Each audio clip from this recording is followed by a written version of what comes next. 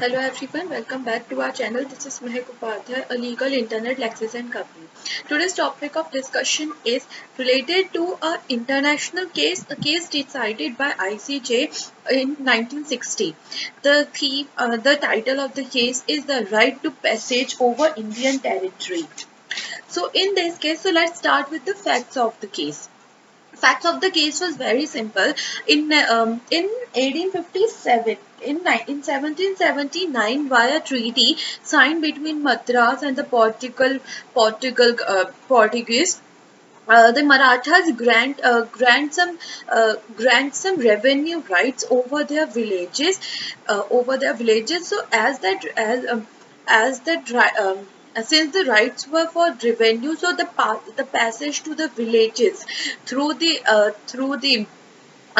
intervening Indian territories were accessed by the Marathas. Later, with the passage of time, the Britishers had acknowledged this right of the Portuguese, and similarly, the India silently accepted this right of the Portuguese. So Portuguese, as a result, considered it as their sovereignty over their villages, and those villages from Marathas have now converted to Portugal enclaves or villages. But after some time, India, due to some intervening disturbances between those intervening Indian territories, India suspended all the passage rights of the Portuguese. Portuguese claim that India, though they have capacity or the right to regulate the passage, but that need to be done by protecting the exercise of sovereignty of Portuguese on these villages.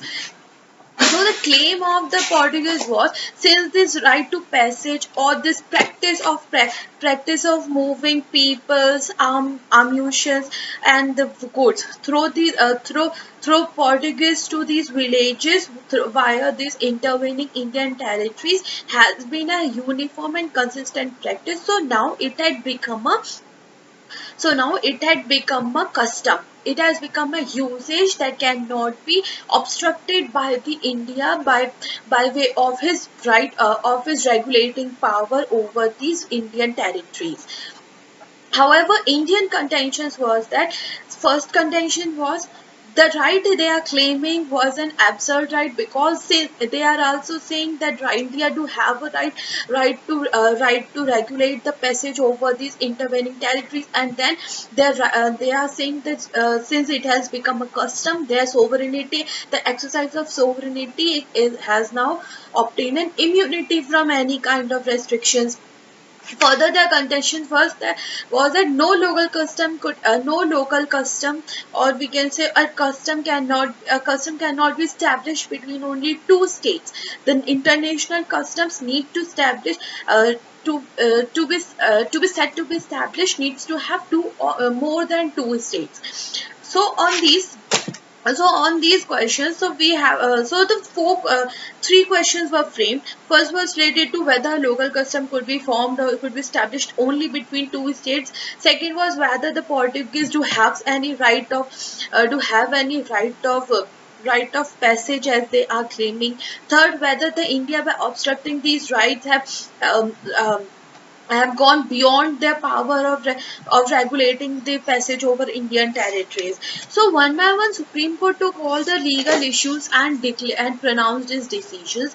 And in his decision, he said, with regards to the local custom, Supreme Court said nowhere it is written that to establish a local custom or to establish a custom even that there is a need to more than two states. He said there could be no reason why a custom could be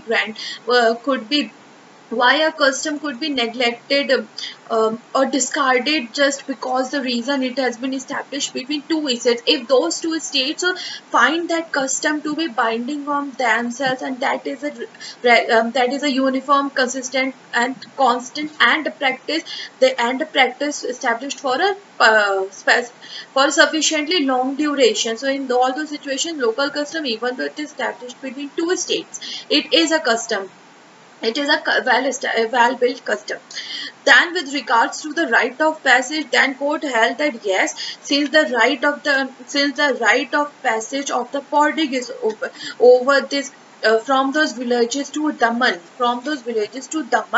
um, across these intervening Indian territories has been practiced for a sufficiently long time without any obstruction. So now, yes, they have obtained a form of right that cannot be obstructed by way of Indian regulating powers without any unnecessary justification. Then, with regards to Indian obstruction, the court held that since the conditions in the intervening territories were not pleasurable or were not peaceful. So, with regards to those conditions, it was justifiable to obstruct the passage and to overthrow the Portuguese power.